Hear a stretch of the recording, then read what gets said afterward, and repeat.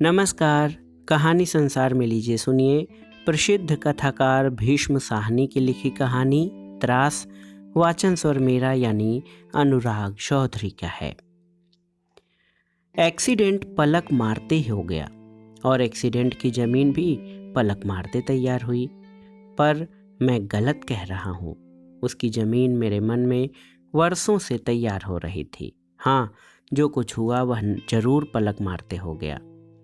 दिल्ली में प्रत्येक मोटर चलाने वाला आदमी साइकिल चलाने वालों से नफरत करता है। दिल्ली के हर आदमी के मस्तिष्क में घृणा पलती रहती है और एक न एक दिन किसी न किसी रूप में फट पड़ती है। दिल्ली की सड़कों पर सारे वक्त घृणा का व्यापार चलता रहता है।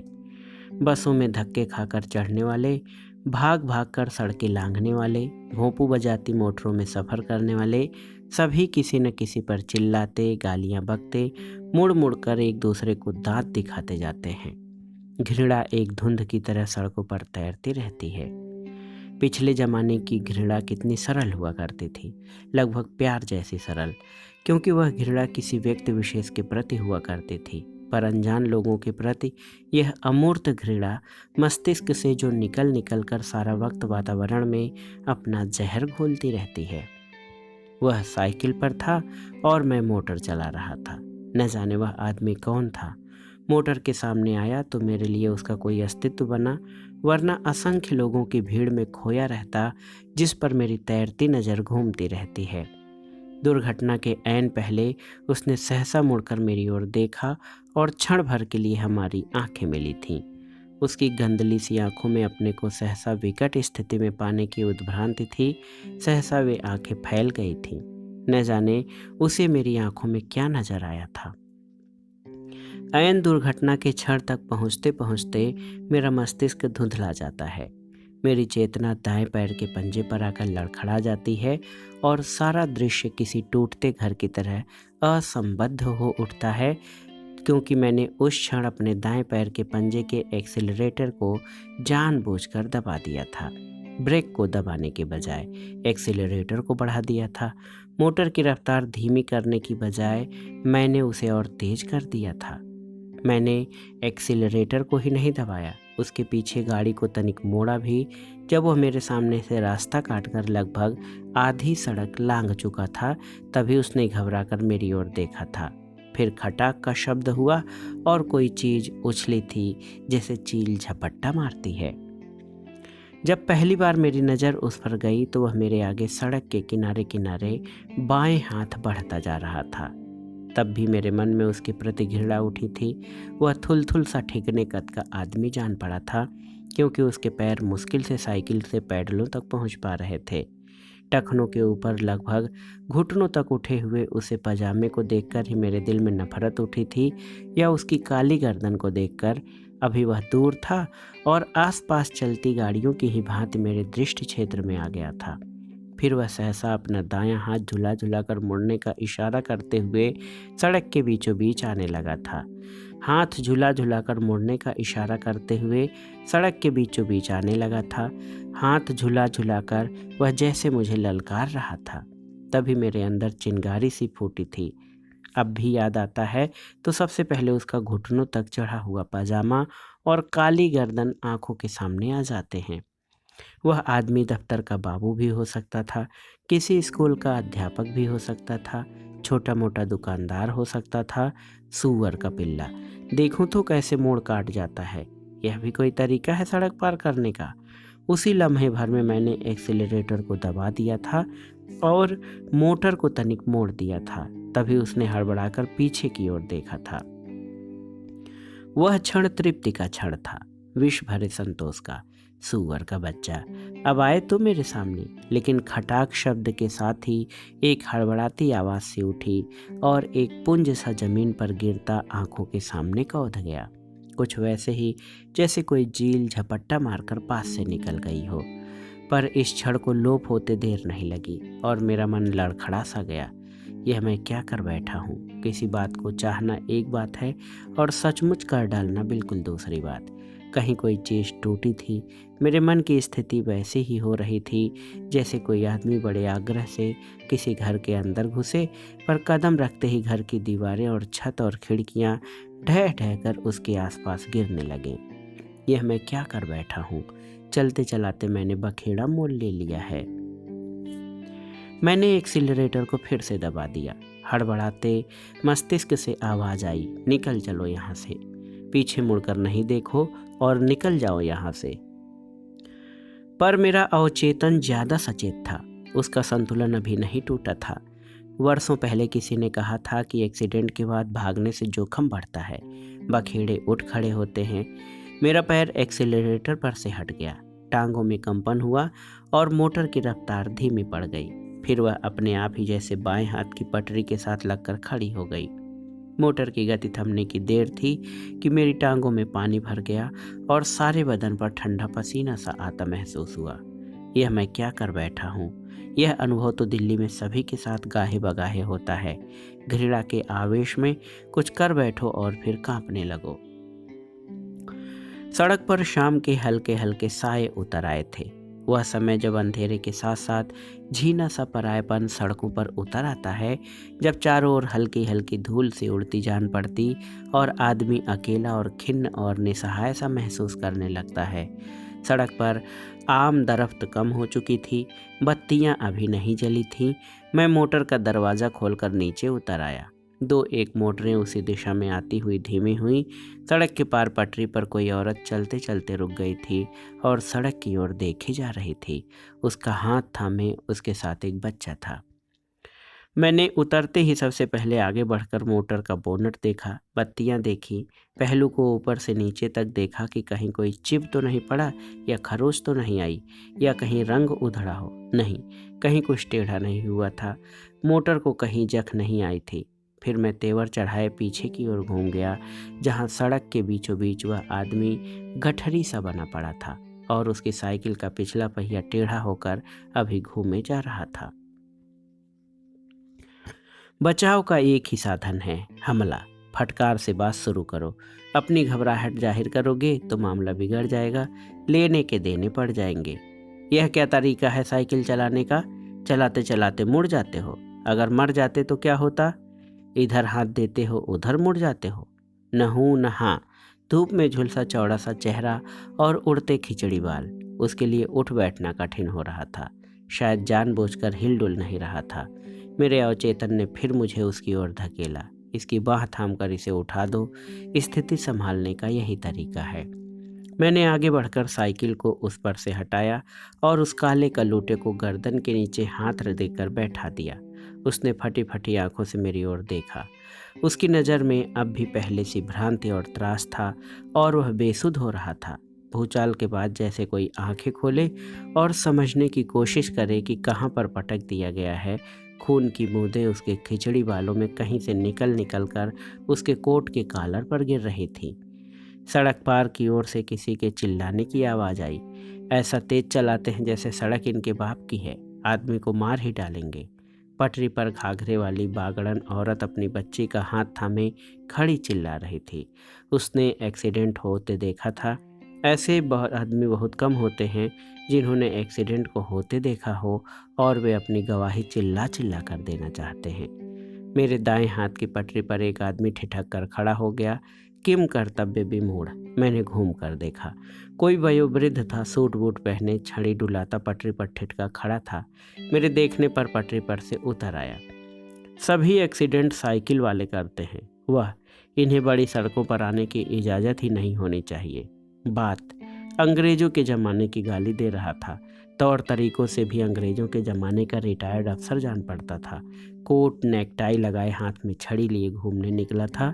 अपनी अपनी तौफीक के मुताबिक अपने अपने हमदर्द सभी को जुट जाते हैं।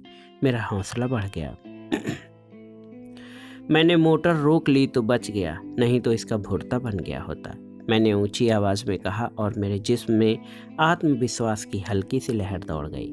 उसी क्षण मुझे जगतराम सुपरिटेंडेंट का भी ख्याल आया। मेरे भाई का साढ़ू है, पुलिस का अफसर है, मामला बिगड़ गया तो उसे टेलीफोन भी कर देने की ज़रूरत है।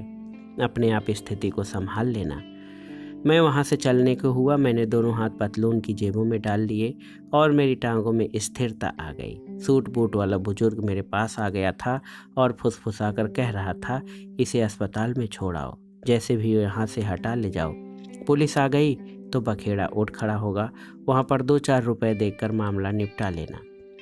पुलिस के नाम पर फिर मेरी आंखों के सामने जगत राम सुपरिटेंडेंट का चेहरा घूम गया। फिर से बदन में आत्मविश्वास की लहर दौड़ गई। मैंने आंख घुमाकर काले कलूटे की ओर देखा। वह दोनों हाथों में अपना सिर थामे वहीं का वहीं बैठा था।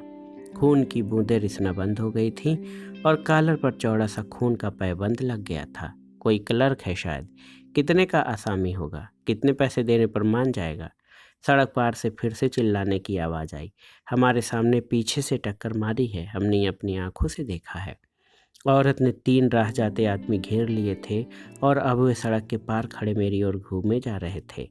अगर पुलिस आ गई तो मोटर को यहीं पर छोड़कर जाना पड़ेगा, खामख्वाह का पचड़ा खड़ा हो जाएगा। बरखुरदार सूट बूट वाले सज्जन बड़ी सधी हुई आवाज़ में बड़ा सधा हुआ परामर्श दे रहे थे। मैं फिर ऊंची आवाज़ में सड़क के पार खड़े लोगों को सुनने के लिए बोला, जिस तरह तुम झट से मुड़ गए थे, टक्कर होना लाजमी था। गनीमत जानो कि मैंने गाड़ी रोक ली, वरना तुम्हारी हड्डी पसली नहीं बचती। अगर इसी तरह साइकिल चलाओगे तो किसी न किसी दिन जान से हाथ धो बैठोगे। मेरी आवाज़ में समाज सेवा की गूंज आ गई थी और मुझे इस बात का विश्वास होने लगा था कि मैंने सचमुच इस आदमी को बचाया है, इसे गिराया नहीं। उस आदमी ने सिर ऊपर उठाया। उसकी आंखों में अभी भी त्रास छाया था, लेकिन मुझे लगा जैसे उसकी आंखें मस्तिष्क में छिपे मेरे इरादों को देख रही हैं।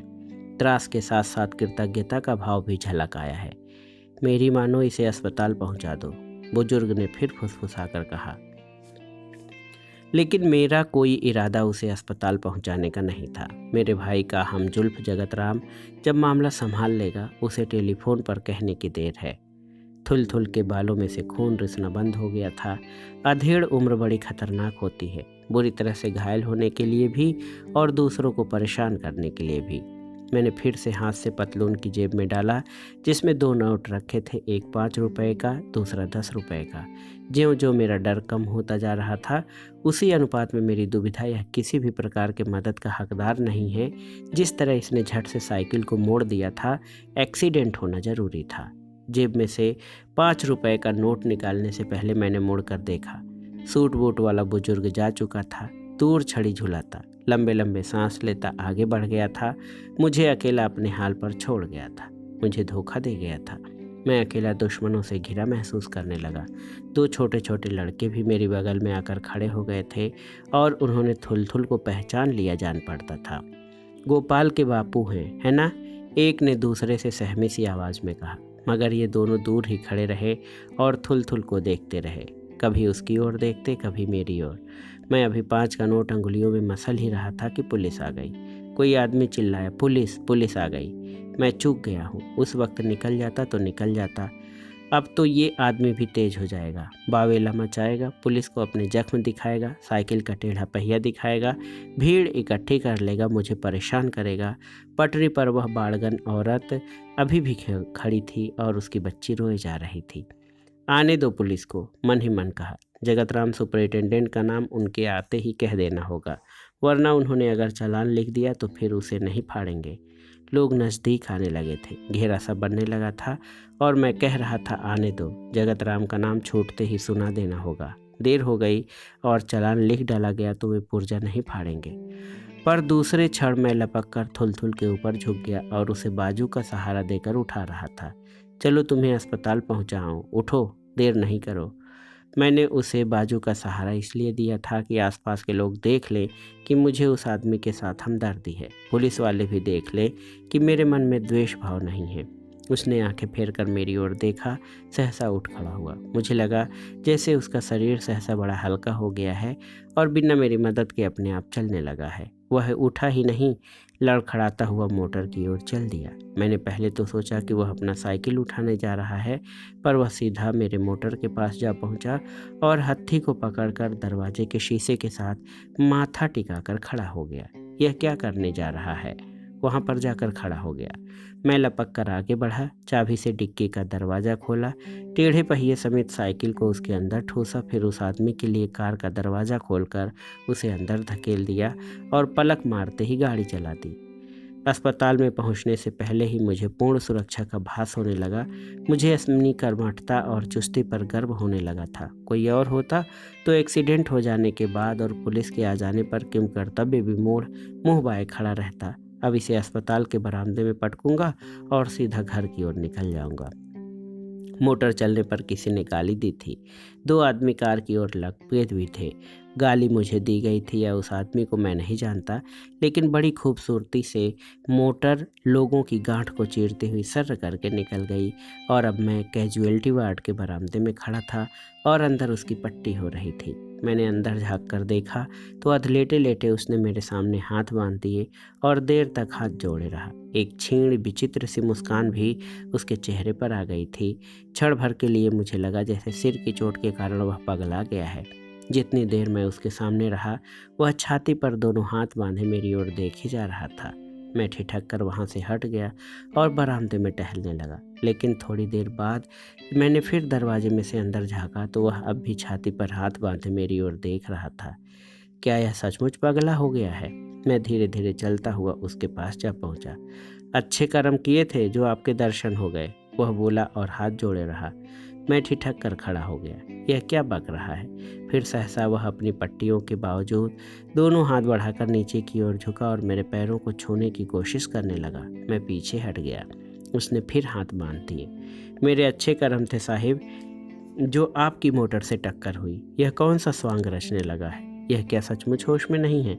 पर वह दोनों हाथ बांधे दाएं से बाएं अपना सिर हिला रहा था। पीछे बरामदे में हलचल सुनाई दी।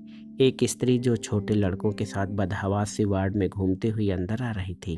अंदर की ओर झांकते ही वह लपक कर उस आदमी की खाट की ओर आ गई। दोनों लड़के भी उसके पीछे पीछे भागते हुए अंदर आ गए। हाय, तुम्हें क्या हुआ? कहाँ चोट आई है? और वह फटी फटी आंखों से उसके सिर पर बंधी पट्टियों की ओर देख रही थी। यह उसकी पत्नी रही होगी। मैंने मन ही मन समझ लिया। हादसे की खबर इस तक पहुंच गई है। अस्पताल में आने पर सुरक्षा का भाव जो मन में उठा था वह लड़खड़ा सा गया। पहले ही से उसके सनकी व्यवहार पर मैं हैरान हो रहा था।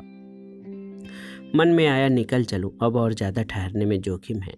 पर वह आदमी अपने 2 बालकों से कह रहा था, पालागन करो, जाओ जाओ पालागन करो। और दोनों लड़के राम लक्ष्मण की तरह हाथ बांधे मेरे पैर छूने के लिए आगे बढ़े आ रहे थे। स्त्री ने तनिक घूम कर मेरी ओर देखा। वह बेहद घबराई हुई थी। इनके आगे माथा नवाओ, इन्हें नमस्कार करो, करो करो, वह अपनी पत्नी से कह रहा था। औरत हतबुद्धि सी सिर पर पल्ला करके मेरे सामने झुकी। मुझे मौत के मुंह से निकाल लाए हैं। सड़क पर पड़े आदमी को कौन उठाता है? यह मुझे उठा लाए हैं, वह बोले जा रहा था। उधर पुलिस आ गई थी। यह मुझे पुलिस के हाथ से खींच कर ले आए हैं। मैंने अच्छे कर्म किए थे। आप तो भगवान के अवतार होकर उतरे हैं। इस कलयुग में कौन किसी को सड़क पर से उठाता है? आपके हाथ से बहुतों का भला होगा। थुल थुल गिड़गिड़ा रहा था। वह पगलाया नहीं था। उसकी बकवास के पीछे कोई षड्यंत्र भी नहीं था, केवल त्रास था, दिल्ली की सड़कों का त्रास। मैंने इत्मीनान की सांस ली। नहीं नहीं, ऐसा नहीं कीजिए। अपनी ओर गले में पल्ला डाले झुकी हुई उसकी पत्नी को संबोधन करते हुए मैंने कहा। मेरी आवाज़ में मिठास आ गई थी, तनाव दूर हो गया था। नहीं नहीं, मैंने केवल अपना फर्ज पूरा किया है। एक इंसान के नाते मेरा फर्ज था। फिर सद्भावनापूर्ण परामर्श देते हुए बोला, लेकिन आपको साइकिल ध्यान से चलानी चाहिए। दिल्ली में हादसे बहुत होते हैं, बल्कि मैं तो कहूँगा आपको इस उम्र में साइकिल चलानी ही नहीं चाहिए। इससे तो पैदल चलना बेहतर है।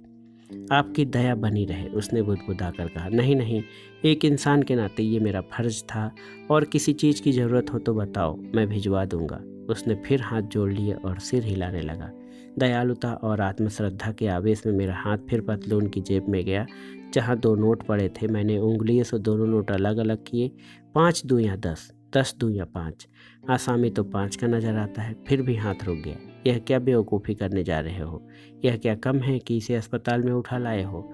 यह है कौन जिसके प्रति इतने पसीजने लगे हो, न जान न पहचान?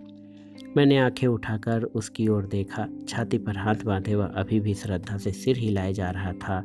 लिजलिजी लसलसी सी श्रद्धा, जिसे देखकर फिर से मन में घृणा की लहर उठने लगी और मैं वहीं से बाहर की ओर घूम गया। तो ये थी हिंदी के प्रसिद्ध कथाकार और भी उपन्यासकार भीष्म साहनी की लिखी कहानी त्रास। कहानी आपको कैसी लगी हमें कमेंट बॉक्स में ज़रूर बताइएगा। कहानी सुनने के लिए धन्यवाद। नमस्कार।